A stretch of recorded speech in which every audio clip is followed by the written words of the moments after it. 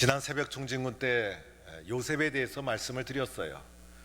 그래서 요셉에 대해서 성경에 보니까 형통이란 단어가 3번이나 사용된 사람이 요셉이었어요.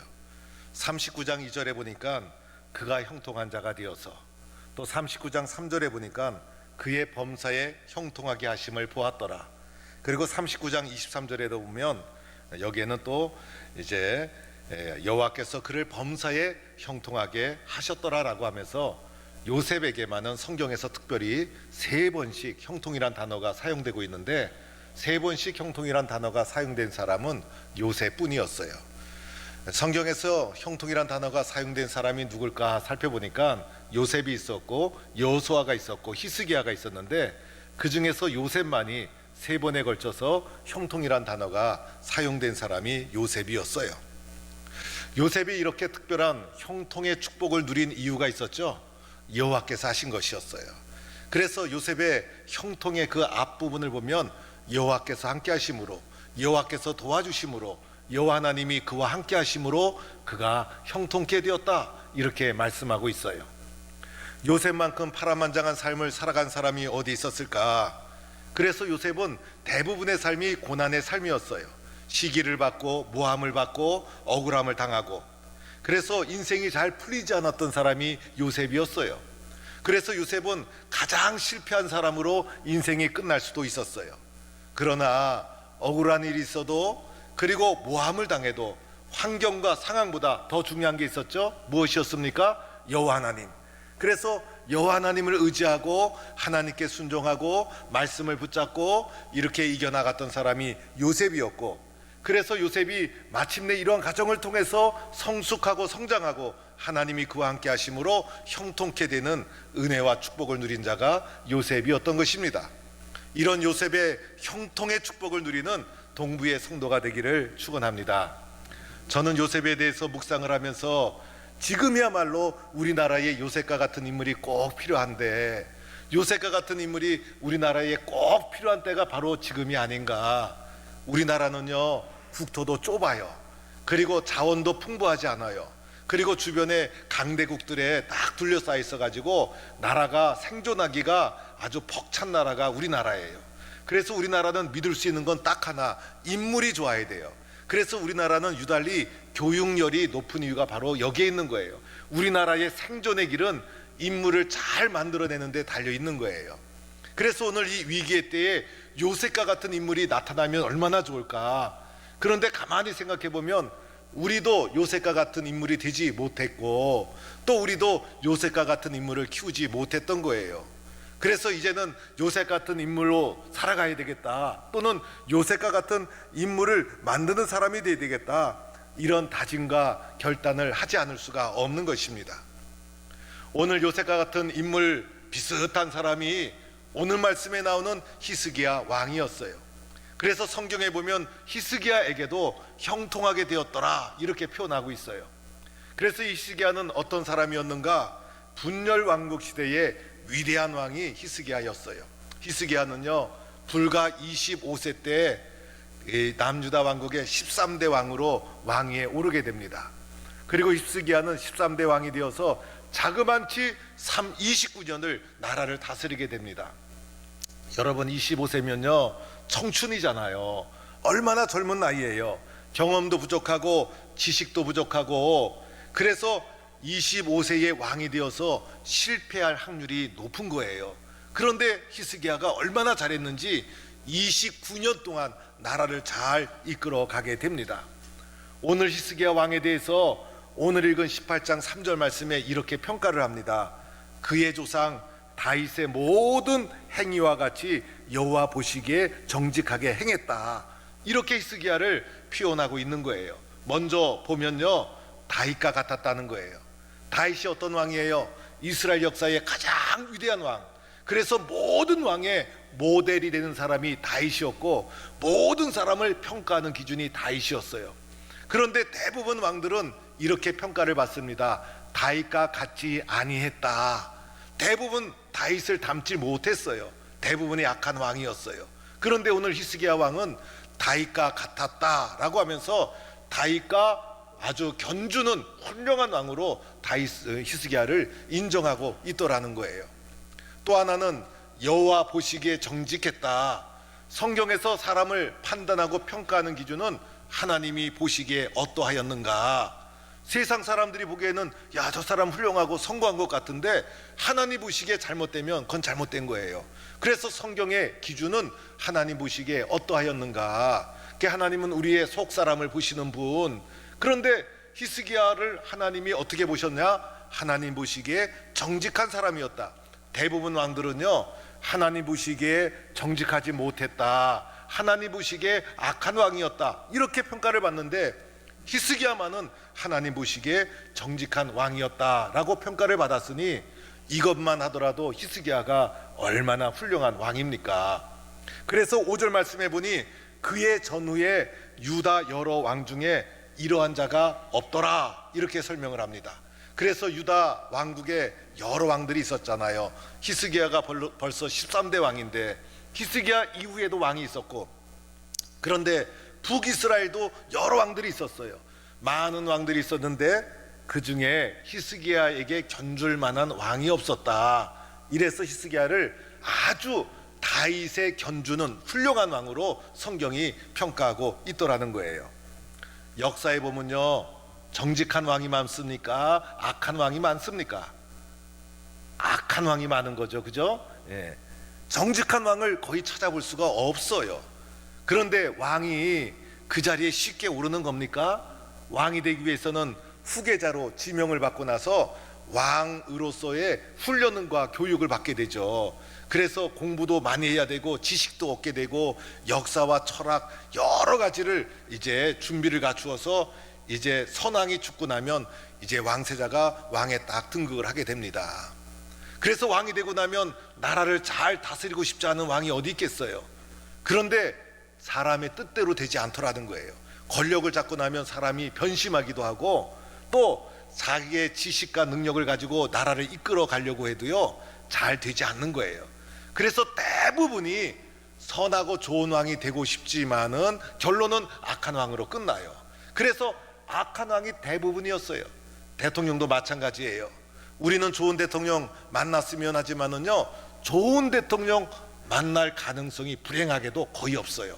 미국에도요, 많은 대통령이 지나갔지만은 그 중에 훌륭하게 인정받는 역사에 남는 대통령은요, 손가락에 꼽을 정도로 몇 명이 되지 않아요. 저는 이번에 대통령도 나라를 한 마음으로 잘 엮어내서 우리나라를 융성하게 만드는 대통령이 되었으면 좋겠다라는 기대를 하고는 있지만은요, 크게 기대는 하지 못하겠어요. 왜냐하면 대부분이 이 잘못된 왕으로 남는 것이 대부분의 현실이고 우리 사람들의 한계이기 때문인 거예요. 그런데 히스기야를 보세요. 25세 청년 때 왕이 되어가지고 나라를 어떻게 통치했기에 이렇게 훌륭한 왕이 되었을까? 이렇게 다윗의 견주는, 그죠? 다윗이 얼마나 훌륭한 왕입니까? 다윗의 견주는 훌륭한 왕으로 성경이 평가하고 이렇게 업적을 남기는 왕이 되었을까? 25세의 왕이 되어서 29년을 다스리는 왕이 되었어요. 도대체 히스기야의 통치 철학, 히스기야의 나라를 이끌어가는 기본 자세, 이것이 무엇이었을까를 오늘 보는 거예요. 그래서 우리도 히스기야가 가졌던 것처럼 내가 비록 왕은 아니지만은 그러한 마음으로 주님 앞에 살아가고자 하는 거예요. 먼저 오늘 히스기야의 모습을 살펴보니까 첫 번째로 히스기야의 특징은요, 여호와 하나님을 의지했다, 이렇게 나오고 있어요. 여기서 중요한 단어는 의지라는 단어예요. 그래서 오늘 5절 말씀에 히스기야가 이스라엘 하나님 여호와를 의지하였는데, 그래서 히스기야는 누구를 의지했어요? 하나님 의지하고 여호와 하나님 의지했던 사람이에요. 여러분, 이게 단순한 것 같지만요, 쉬운 게 아니에요. 사람은요, 누군가를 의지하게 되는데 하나님 의지하지 않고 세상에 쓸데없는 것을 의지하며 살다가 상처받고 쓰러지는 사람이 얼마나 많은지 몰라요. 그런데 히스기야는 누구를 의지했어요? 하나님 의지하고 하나님 신뢰하고 하나님께 확신을 가지고, 이것이 히스기야의 마음이었고 신앙이었다는 거예요. 여기서 나오는 의지하다라는 히브리 단어는요, 평안하다라는 말도 있어요. 평안하다라는 뜻도 있어요. 그래서 하나님을 의지하고 하나님을 신뢰하고 그랬더니 그로 말미암아 평안과 안정을 누리게 되었다는 거예요. 우리들은요, 세상 의지하다가 마음의 평안은커녕 평안이 깨지고 안정도 깨지고 불안한 가운데 살아가게 되고 그렇게 되지 않습니까? 그런데 히스기야는 세상 의지하지 않고 누구 의지했어요? 여호와 하나님을 의지해서 평안을 누리고 안정을 누리고, 이것이 히스기야의 기본적인 마음의 자세였다는 거예요. 히스기야가 하나님을 의지했다는 것은요, 이제 역사적으로도 이제 히스기야가 왕이 되었을 때 엄청난 나라의 위기가 있었어요. 그 당시 초강대국 아수르가 북쪽에서부터 나라를 팽창시키면서 이제 남하 정책을 쓰면서 이제 북쪽에 있는 북이스라엘을 막 공격하기 시작합니다. 북이스라엘의 그때 마지막 왕이 호세아 왕이었어요. 이제 아수르는 살만 에셀이라는 장군을 앞세워가지고 막 침략해 왔는데, 북이스라엘의 호세 왕은 하나님을 경외하지 않는 악한 왕이었어요. 그래서 북이스라엘이 3년 동안 열심히 저항을 하다가 마침내 722년에 북이스라엘이 아수르에 의해서 완전히 멸망을 합니다. 그러니 얼마나 거대한 강대국에 이게 압박이 내려오면서 나라가 풍전등화의 위기에 내몰린 거예요. 이제 북이스라엘을 함락시킨 아수르가 남하 정책을 쓰면서 예루살렘과 이제 남왕국의 히스기야를 압박해 오면서 이제 무너뜨리려고 공격을 해오는 거예요. 이때 대부분 사람들은 어떻게 이런 위기를 극복해 나갔는가 하면요, 그 밑에 있는 애굽이라는 강대국에게 달려가서 우리 좀 도와주세요 라고 하면서 애굽을 끌고 들어와서 애굽의 힘을 빌려서 위기를 모면하기도 했어요. 이럴 때 또 어떤 사람은요, 어떤 왕들은 아수르에게 미리 찾아가서 납작 엎드려서 우리를 쳐들어오지 마십시오, 조공을 바치겠습니다, 우리는 당신의 속국입니다, 그래가지고 일찌감치 두 손 두 발 다 들고 항복하고 속국으로 들어가서 전쟁을 피하는 방법도 있었어요. 대부분 이렇게 문제를 해결해 왔던 것이 여러 왕들의 일반적인 모습이었어요. 그런데 이렇게 강대국을 의지하다 보면 어떤 일이 일어납니까? 강대국의 속국이 되고 말아요. 그리고 강대국의 이 우상의 문화가 막 들어와서 하나님의 백성임에도 불구하고 신앙을 지키지 못하고 온 나라에 우상이 범람하게 되고 마침내 오래가지 못하고 속국이 되고 나라가 멸망하고 말아요. 잠시 연장은 했지만은 비참하게 멸망으로 끝나는 것이 역사의 가르침이었어요. 이때 히스기야는 막 아수르가 쳐내려오니까 어떡합니까? 강대국을 의지하고 싶은 마음도 있었고 아수르에 찾아가서 엎드릴 수 있는 그런 마음도 왜 없었겠어요? 그런데 이때 히스기야가 한 것이 있어요. 여호와 하나님을 의지했다는 거예요. 여호와 하나님을 신뢰하고 여호와 하나님을 믿었다는 거예요. 그래서 이 이후에 벌어지는 일들을 보면 히스기야가 하나님 앞에 엎드려 기도하면서 이 아수르의 침략을 막아내기 시작합니다. 그래서 하나님을 의지해서 기적적으로 아수르의 침략으로부터 나라를 지킨 왕이 히스기야 왕이었어요. 이 사건 하나만 하더라도 히스기야가 하나님을 얼마나 절실하게 의지하는 사람이었는가를 말해주고 있는 것이에요. 이렇게 히스기야가 하나님을 신뢰하고 하나님만 의지하고 하나님 의지해서 평안과 안정을 누리는 이런 믿음의 삶을 살아갔고, 이런 믿음으로 나라를 이끌어 갔다는 것이에요. 또 하나, 두 번째 히스기야의 특징이 있어요. 히스기야는 여호와 하나님과 연합한 자예요. 그래서 오늘 말씀 6절에도 보면 그가 여호와께 연합하여 그에게서 떠나지 아니했다 이렇게 말합니다. 여기서 연합이라는 히브리 단어는요, 굳게 붙잡다, 붙잡아도요 그냥 붙잡은 게 아니에요. 단단하게 굳게 붙잡았다는 거예요. 꽉 붙어 있다 이런 뜻이에요. 엄마에게 아기가 착 달라붙어 있듯이 절대로 떨어지지 않는 모습을 말해주고 있는 거예요. 오늘 말씀에도 보니까 연합해서 떠나지 아니했다 이렇게 쓰여져 있잖아요. 그래서 하나님과 연합해서 하나님을 절대로 떠나지 않았어요. 하나님과 연합해서 하나님을 떠나지 않으니까 이제 히스기야가 한 것이 있었어요. 오늘 이어지는 말씀 6절에 보니까 이렇게 쓰여져 있어요. 여호와께서 모세에게 명령하신 계명을 지켰더라. 그렇죠, 여러분. 하나님과 연합해서 붙어 있으니까 하나님의 계명을 듣고 말씀에 순종하고 말씀만 받아들이고 이런 일이 일어나는 거예요. 그래서 다른 것 의지하지 않고 하나님과 연합하고 하나님께 붙어 있어서 하나님 말씀만 듣고 말씀에만 순종하는 자가 히스기야였다는 거예요. 히스기야가 어린 나이에 왕이 되고 나니까 옆에서 신하들이 여러 가지 조언을 하지 않았을까. 히스기야 왕이여, 대통령이 되면 이렇게 정책을 펴야 됩니다. 히스기야 왕이여, 이제 왕이 되었으니까 아수르가 침략해 오는데 이렇게 나라를 막아내야 됩니다라고 여러 가지 이야기를 했을 거예요. 그 얘기 가운데는 굉장히 설득력 있고 현실적이고 문제 해결에 아주 경험이 풍부한 여러 가지 이야기를 히스기야가 많이 들었을 거예요. 히스기야가 딱 듣고선 어떤 얘기를 붙잡을까, 어떤 것을 선택할까, 그렇게 하지 않고 히스기야가 들은 게 있었어요. 뭘 들었어요? 여호와와 연합해서 여호와 하나님의 말씀만 듣고 그 말씀에만 순종한 것이 히스기야의 특징이었어요. 그래서 히스기야가 이렇게 하나님 말씀에 순종해서 한 것이 있었어요. 그것은 바로 우상을 척결하는 일이었어요. 나라를 영적으로 개조하는 일이었어요. 이 나라가 하나님의 선택된 백성인데 만연한 우상이 범람하는 것을 보면서 영적으로 새로워지지 않으면 안 되겠다. 그래서 우상을 척결하고 우상 숭배자들과 싸우고, 그래서 우상을 제거하는 일에 히스기야가, 나라를 영적으로 새롭게 하는 일에 히스기야가 전념을 하게 됩니다. 그 장면이 오늘 4절 말씀에 나오는 거예요. 이렇게 나오죠. 그가 여러 산당을 제거하고 주상을 깨뜨리고 아세라 목상을 찢고 모세가 만들었던 놋뱀을 부수고. 그래서 히스기야가 종교개혁을 하는 장면을 보면요, 이전과 이 이후에 종교개혁을 일으킨 왕들이 있긴 있었어요.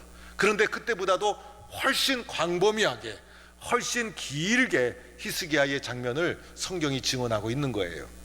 산당, 이 산당은요, 이 국민들 사이에 깊숙이 이게 스며들어간 이게 미신적인 민간 종교라고 할 수가 있어요. 그것을 없애는 게 정말 어려운 거예요. 어떤 왕도 이 산당을 없애지 못했어요.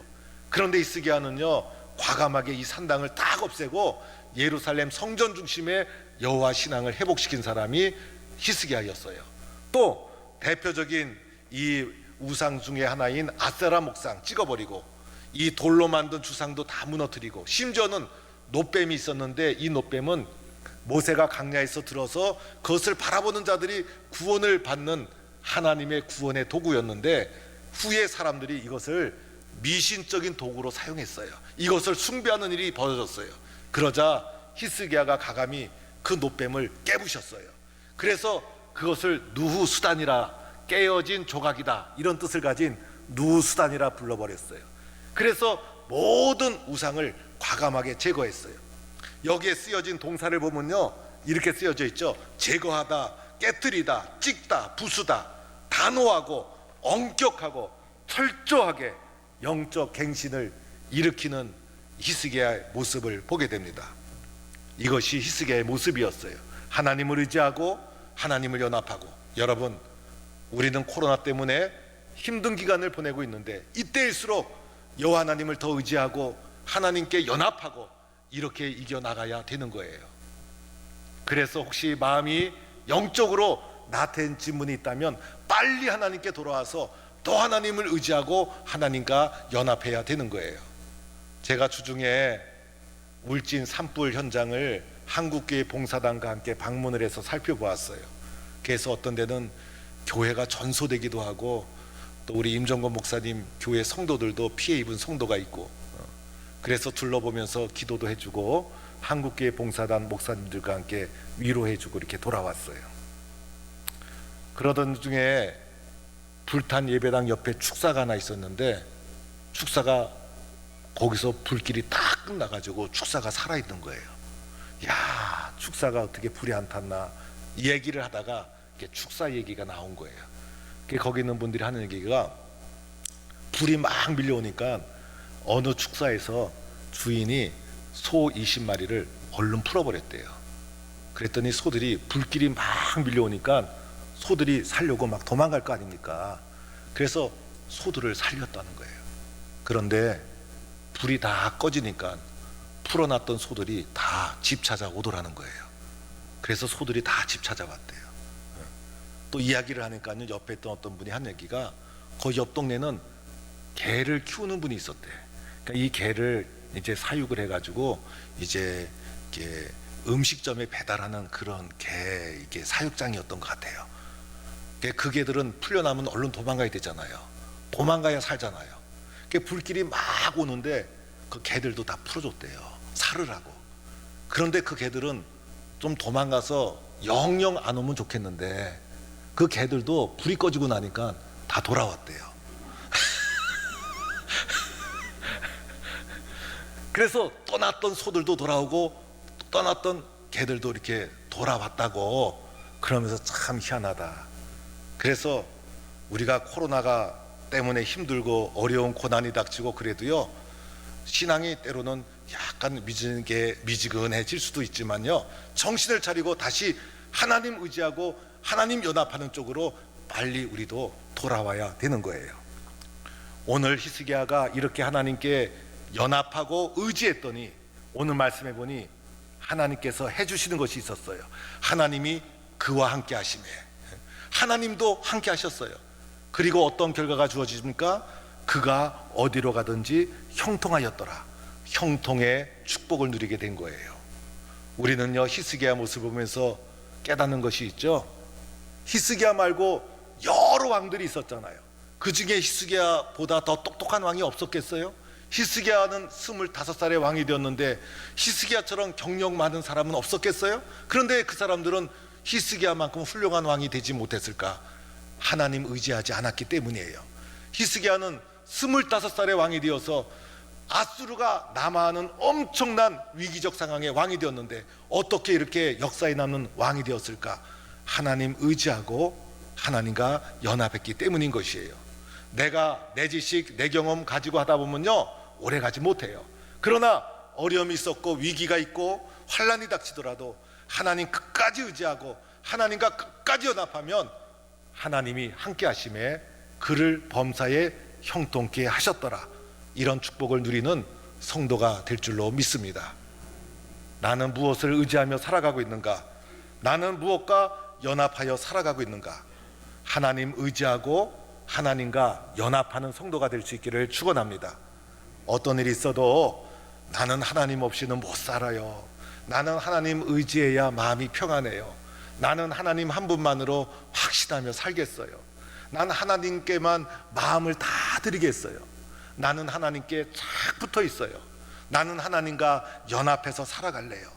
이렇게 의지하고 연합하며 살아갈 때 히스기야에게 주신 형통의 축복, 하나님이 저와 여러분에게도 주실 줄로 믿고 오늘도 하나님과 연합하고 하나님 의지해서 하나님 은혜 가운데 살아가는 동부의 성도가 되기를 주의 이름으로 간절히 축원합니다. 하나님 감사합니다. 세상이 어렵고 힘들 때일수록 더 하나님 의지하게 하시고 더 하나님 연합하게 하여 주셔서 하나님 의지하고 연합해서 하나님이 함께 하심으로 범사에 형통케 되는 은혜를 누리는 우리 모든 성도 되게 하여 주옵소서. 예수님의 이름으로 기도하옵나이다. 아멘.